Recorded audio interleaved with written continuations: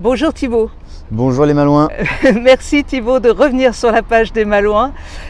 Thibaut, j'aimerais qu'on revienne effectivement sur la dernière course qui s'est déroulée à Saint-Quay, qui n'a pas été à la hauteur de toutes tes attentes.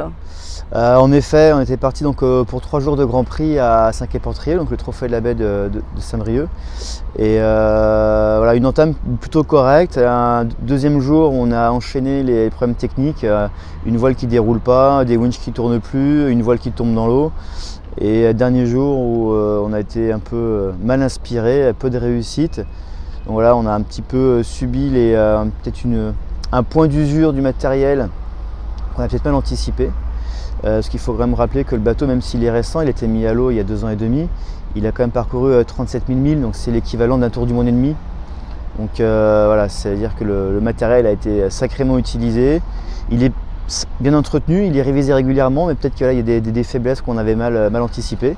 Voilà, on l'a payé un petit peu cher sportivement, mais on en tire un bilan technique et sportif vraiment intéressant. C'est important ce que tu nous dis là, parce que nous à terre, on ne se rend pas toujours compte du nombre de milles que tu peux avaler avec ton bateau, c'est vraiment conséquent, d'autant que tu l'as beaucoup sorti avec la Fondation cet été. Ouais, le bateau, donc il a déjà fait 3 transats, une route du Rhum, une Jacques Vabre et puis un convoyage autour de la Jacques Vabre. Et là on est en train de faire un tour de France, on fait beaucoup de sorties en mer aussi avec les partenaires et les patients. Et là, depuis le mois de mai, depuis sa mise à l'eau, on a parcouru plus de 5000 milles. On a fait quasiment un aller-retour Saint-Malo-Canada. En si peu de temps, c'est assez considérable.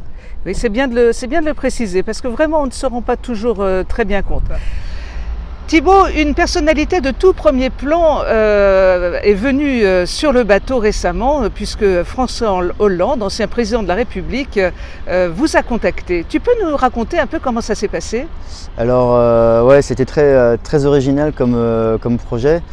C'est un ami qu'on a en commun, qui est un monsieur qui navigue beaucoup sur Saint-Malo, Éric Basset, qui m'a proposé d'embarquer François Hollande. Je dis bah oui, ça peut être une expérience intéressante, d'autant plus si voilà, il joue le jeu du clin d'œil pour la cause que porte le bateau, donc l'aide à la recherche à la sclérose en plaques.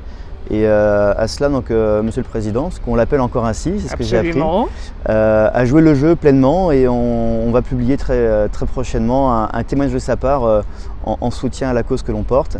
Et ça a été une rencontre assez originale parce que ancien chef d'État quand même, donc c'est d'un grade qui n'est pas rien, quelles que soient les tendances politiques qu'on peut avoir. Mais en tout cas, on a rencontré quelqu'un de très sympathique, de chaleureux, avec un vrai sens de l'humour, et ce qui a rendu notre journée ensemble assez agréable. D'autres aventures arrivent très vite, c'est dès ce week-end, direction Brest pour remettre le couvert. Ouais, donc là on a le trophée de la ville de Brest qui démarre le vendredi 4 septembre jusqu'au dimanche 6. Et là, la situation sanitaire nous impose de jouer le jeu, on va dire, du sens civique et de rassurer tout le monde sur la propagation de la Covid. Et donc on va devoir, toute l'équipe, l'équipage et l'équipe à terre, on devra présenter un test Covid négatif. Donc je vais réaliser avec mon équipe au nouveau centre Covid de la piscine du Nez mardi prochain. Alors qui sont ton équipage? Est-il le même que celui annoncé sur Saint-Quay? Non, l'équipage sera différent parce que chacun des navigants a des contraintes de calendrier sportif et professionnel.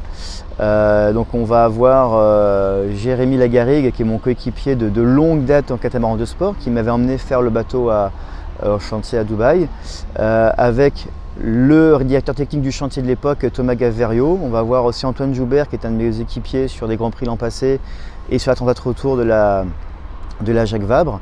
On va aussi avoir Louis Viat, qui était à bord lors de la Dream Cup et du record SNSM.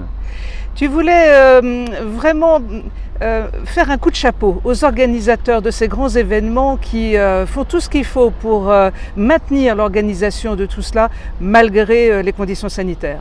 Ouais, depuis la Dream Cup, qui a été notre premier événement sportif, première course de la saison, qui était même un des premiers événements sportifs en France. Il a fallu se bagarrer fort avec les préfectures, les ministères, pour que les conditions sanitaires soient garanties et permettre un semblant d'activité sportive amateur et professionnelle de redémarrer. Et ça, on l'a vécu aussi à Saint-Quay-Portrieux avec l'agglomération de Saint-Brieuc, qui a vraiment fait un boulot remarquable et qui a même réussi à tenir un village qui accueille le public en respectant un protocole de circuit, de jauge, masqué, gel hydroalcoolique, et ça s'est plutôt bien passé, tout le monde joue le jeu.